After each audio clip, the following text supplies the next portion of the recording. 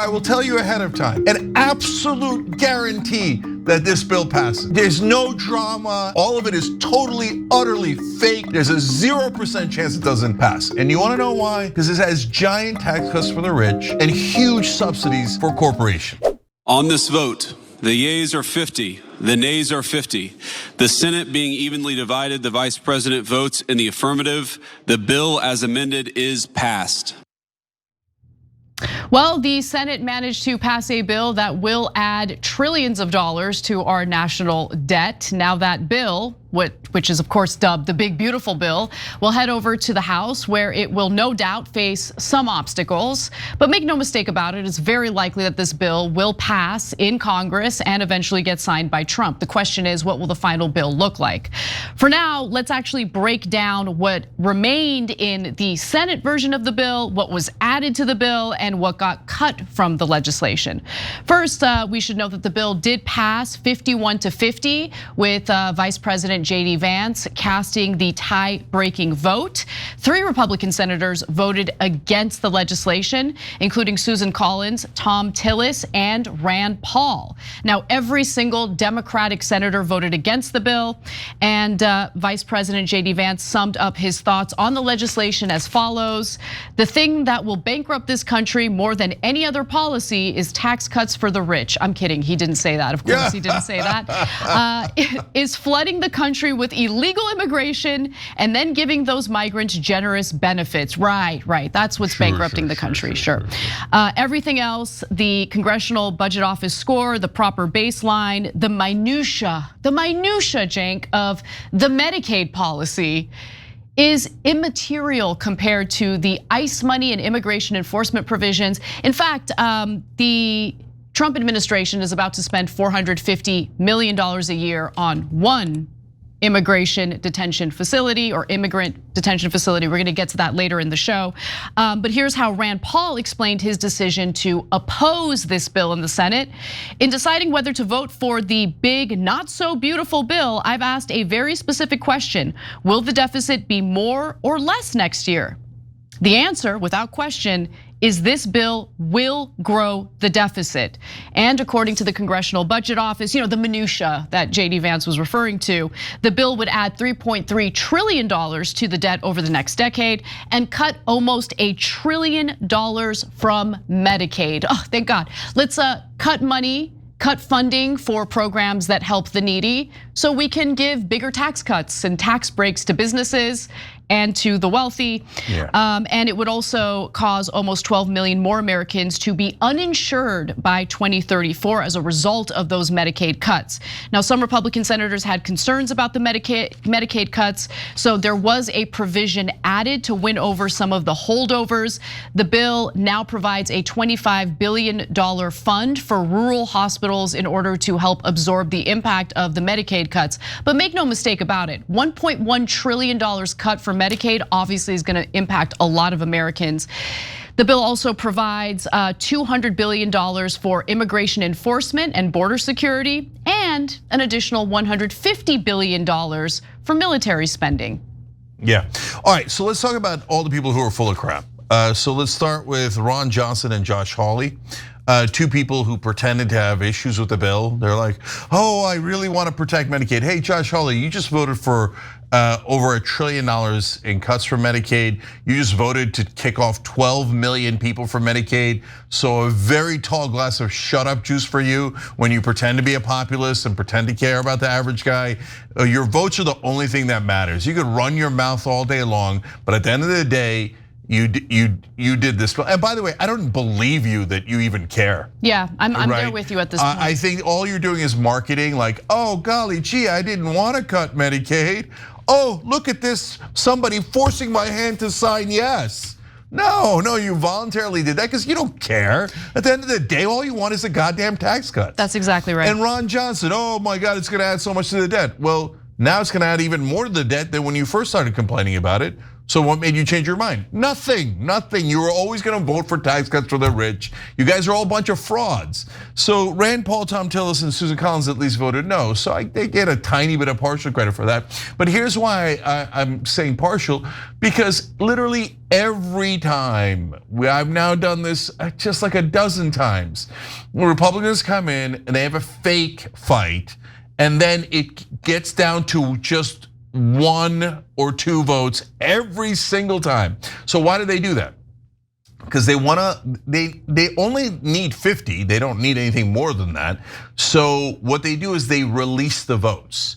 So they say to Susan Collins, we know you can't win in Maine unless you pretend to be a moderate. So we'll let you vote against this bill so you could pretend. Rand Paul, we know you're pretending to be a libertarian, even though you say that you would do the tax cuts, which would create the giant deficit in the first place. So I don't even really know what the hell you're complaining about. Well, you wanted to cut $2 trillion for Medicaid? What are you complaining about? You say you do the tax cuts. That's what's creating the giant deficit and debt problem. So Rand Paul, you get to pretend you're principled. The only guy I'll give 3/4 credit to is Tom Tillis, because he's taking the vote, voting no, and then getting the hell out of Dodge. He's just quitting because he's like, all right, I voted no against Trump and I'm leaving. Okay, so I want to just quickly blame Democrats as well. Okay, and you might be wondering, what do you mean? They don't have the majority, they all voted no on this bill. You're right about that. But notice how Republicans managed to pass this bill in the Senate through reconciliation, meaning all they needed was a simple majority vote to get this passed. Interesting how the parliamentarian isn't really much of a problem. Like there was a little bit of, there were whispers last week about how the parliamentarian is gonna strike down this provision and that provision. What happened? What happened? They're cutting even more from Medicaid. Yeah, Anna. Can you explain that to me a little bit? Yeah, so let's, look, guys, this is why we tell you, it's not about saying, when we criticize the Democrats, please stop thinking about it in binary terms. That doesn't mean we like the Republicans. So what it means is, this is a game they're playing on. I hate all of them. Okay. To be abundantly clear, I think politicians in both parties don't give a damn about you. Democrats campaign on passing these incredibly important provisions that are supposedly gonna make your life so much better. Your taxpayer money is finally gonna go toward programs that benefit you and your fellow Americans, we promise. Then they pretend, as soon as the legislation gets to the Senate, well, what could we do? What could we do? The Senate parliamentarians struck down the provision. Yeah, so look, that's the point I was going to. When the Democrats are in charge, you all remember, they kept saying that the parliamentarian was the most important person in the country. And they just couldn't do 80%, 85% of their agenda because of that dastardly parliamentarian. So last week, there was, rumblings of a parliament, and then it's gone. Gone. And the Democrats talk so much more about the parliamentarian when they're in charge rather than when they're in the opposition. Shouldn't they talk a lot more about the parliamentarian when they're in the opposition? Shouldn't they be like, no, the parliamentarian says no, the parliamentarian. Yet I don't hear a single thing about the parliamentarian. So it's a game, it's a shell game. The same thing with MSNBC and Fox News. They just go back and forth, but when it comes to an economic issue, all their anchors come out and say the same exact thing. Right. It's good cop, bad cop. So now, look, the next step is they're gonna go to the House. And in the House, you think you're going to have any real debates? No, it's all theater. Please turn off your mainstream media. They're going to pretend to have debates, and the media is going to pretend that it's real. It's so annoying. Here, I will tell you ahead of time, an absolute guarantee that this bill passes. There's no drama. All of it is totally, utterly fake. There's a 0% chance it doesn't pass. And you want to know why? Because it has giant tax cuts for the rich and huge subsidies for corporations. So let me get to some more of those details and then save some of that heat for Senator Lisa Murkowski, Cenk. Because Lisa Murkowski was talking a big game about how she's going to vote no on the bill. She ultimately voted yes after she got some nice pork for her state. So we're gonna get to her in just a second, but first let me just address the tax cuts as a part of this bill. So the bill contains temporary tax breaks when it comes to tips and overtime. So it's interesting because what this bill does is it makes Trump's 2017 tax cuts permanent. The tax cuts that will not be permanent, of course, are tax cuts that benefit workers. So the deductions are capped at $25,000 for tips. So anyone making tips up to $25,000 will not be taxed, and $12,500 for overtime, and decrease for individuals making more than $150,000 a year. So they're kind of means testing this tax break for workers. And on top of that, these tax breaks will expire by the end of 2028. The other tax breaks, again, that disproportionately benefit the rich, the tax breaks for corporations that passed in 2017, those are all permanent. When it comes to workers, not permanent and also means tested, which is an interesting way that they're prioritizing who benefits the most from this bill. So let me just jump in for one quick second. So I often criticize mainstream media. In that case, is anyone in right-wing media telling their voters that the tips and overtime is a trick and that it's only temporary, but the tax cuts for the rich are permanent?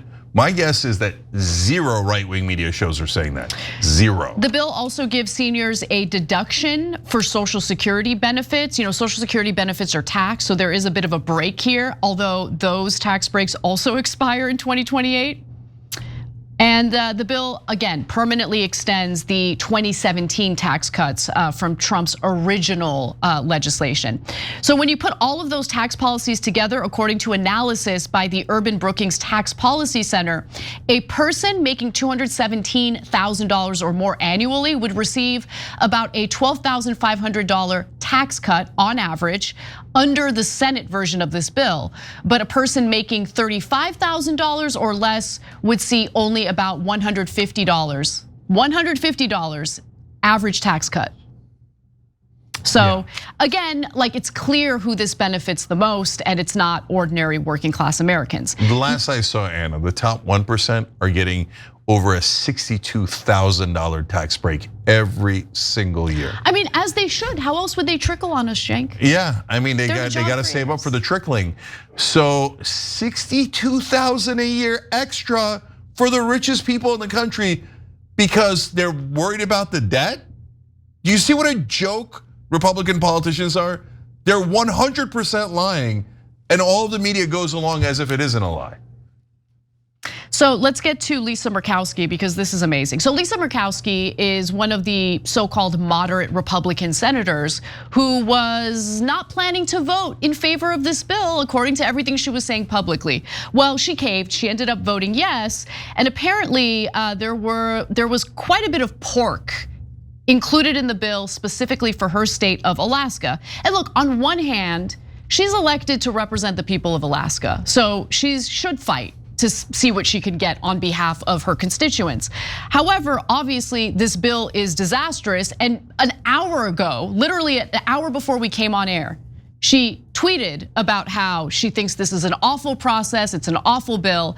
But nonetheless, the reason why she voted yes is because she got all sorts of cookies, including a provision that lets certain Alaskan whaling captains deduct more of their expenses to save on taxes. Oh, thank God that America got that pork for her donor class. For whaling, yeah. Now there's a provision that would also increase federal Medicaid funding for the state with the highest separate poverty guideline, which just so happens to be Alaska. Several carve-outs in the work requirements for food stamps, because there are in fact cuts to food stamps and Medicaid in this bill, and an exemption for the new SNAP cost-sharing requirement, which would force states to shoulder some of the cost for SNAP if their reported error rate is too high. So she got some goodies in there that she really wanted, and that's why she ended up voting yes on this legislation. So look, they're radical corporatists. They give away all of our money to corporations. We complain so much about our money getting given away to Israel for the war crimes, etc. But a lot more of our money constantly taken out of our checks to give corporate subsidies to whoever is donating to these politicians, whether they're whalers or oilers or Canucks or whoever they might be, okay? So all you gotta do is bribe a politician. So I'm so tired of Murkowski being called a moderate. And mainstream media does that to make radical corporatists look like centrists. Oh, everybody agrees with Murkowski that we should cut 12 million people off of Medicaid, and if their kids get cancer, they should die. And 70,000 people at least a year are going to die according to estimates because they don't have health insurance because of this bill. 70,000 dead Americans. But hey, the super rich needed another $62,000 a year. And you tell me Murkowski's a moderate? No, she's not. She's a radical, corrupt corporatist. Like they all are. They all are. Come on, man. So we currently, without this bill, have $37 trillion in debt. Last year, we spent $1 trillion servicing our debt. We are now spending more on servicing our debt than we do on defense spending. And that's concerning. So Jake, explain to me when things really blow up. Yeah, I mean, I'm worried it's going to be soon. So look, guys, we've said this, you know us, we're principled no matter which administration or which party's in. And so there's both people on the left and on the right who say that deficits don't matter, right? There's Stephanie Kelton on the left, respected, wonderful person, intellectual, etc., on part of Bernie's team, but I don't agree. I think that does. I know the debt matters. I know it matters. It's called modern monetary theory, and I agree with Cenk that it doesn't make much sense. Okay, so we can have a fun debate over that, right? But Dick Cheney agrees. He says the debt doesn't matter. He famously said that to George W. Bush. And so the Republicans drive me crazy, and the media drives me crazy because they go along with the theater. They pretend the debt matters, and then they pile on top of it and pile on top of it. Trump added a record $8.4 trillion to the debt when he was in his first term in only 4 years. And how? Why? Because he did a massive tax cut for the rich and for corporations. And it goes on and on and on. So at the end of the day, when you have enough debt, it starts to devalue your currency. So it's going to devalue the dollar. But the fact that the dollar is the main currency used worldwide has enormous positive effects for us. So if they switch away from the dollar, it'll have enormous negative effects. And the more we pile up debt, the lower our credit rating goes. And when our credit rating drops, our interest rates go up. Exactly. Which means that we then will have even more debt to pay back the earlier debt. And then you get into a death spiral, into a literal debt spiral. So I don't think that the extremes on either side are right. I think the debt definitely matters. And unfortunately, our corrupt politicians are never, ever, ever, ever gonna do anything about it because they both love giving away everything to the donors and they take it from you. And this is before the debt explodes on your head. Because once it explodes and the economy starts heading down, they're gonna say, well, there was nothing we could do. No, the oil company executives, they already have the money. You can't take that away from them. That's socialism, right? And they say you won't be able to touch anyone who already robbed you. And they're gonna take that money and they're gonna move it offshore, they're gonna do all these things. And then they're gonna say, hey America, now you owe, it used to be 37, 47, 57 trillion dollars. Average American, now you have to pay for that. And I should note, Moody's did lower the US credit rating fairly recently, and it's because of the fact that we just keep piling on more and more debt. It's become unmanageable, and this bill is not gonna help, that's for sure. Every time you ring the bell below, an angel gets his wings. Totally not true, but it does keep you updated on our live shows.